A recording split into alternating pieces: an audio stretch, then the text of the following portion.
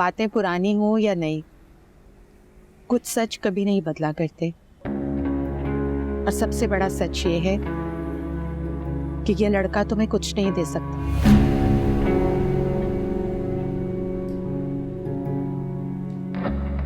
तो तुम्हें इससे कहीं बेहतर घर और कहीं बेहतर लड़का मिल सकता था।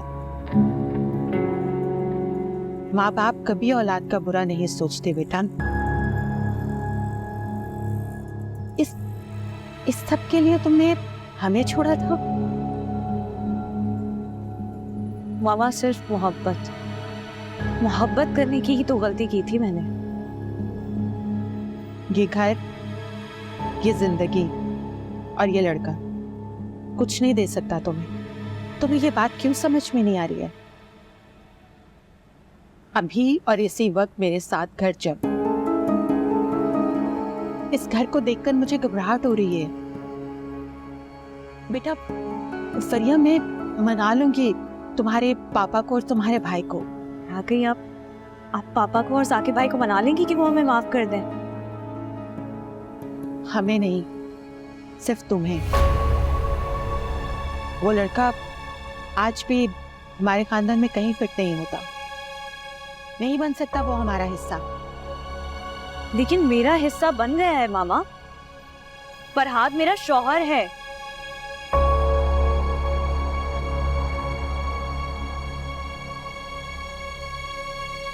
क्यों तुम ये गलती करके माफी का ये मौका गंवाना चाहती हो?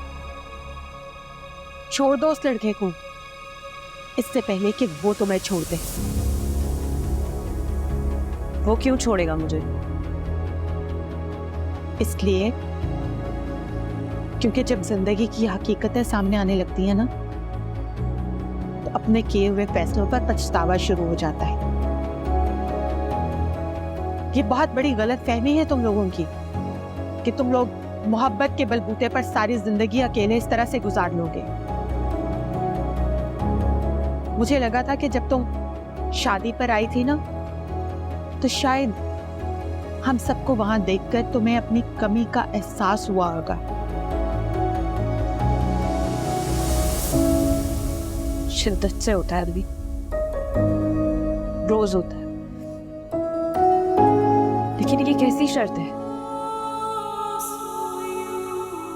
अपने 2 हिस्सों में से मुझे एक हिस्सा मारना पड़ेगा। ये किस इम्तिहान में आप मुझे डाल रही हैं? और मैं,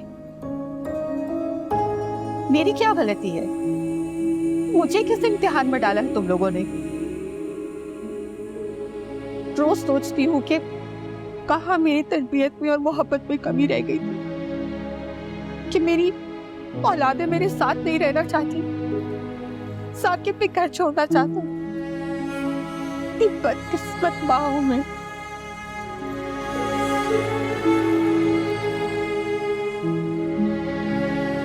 तुमसे आखिरी बार पूछ रही हूँ, मेरे साथ घर चलोगी या नहीं?